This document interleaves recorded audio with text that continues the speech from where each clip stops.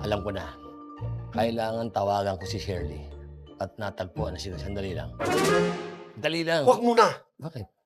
San Pete, kailangan pa rin natin ng matibay na ebidensya. Kaya nga natawagan ko eh. Huwag kang tumigil. Hello? Yes. Shirley? It's you? Yes, Shirley. May tatanong lamang ako. Si Richie ba nandiyan sa bahay niyo?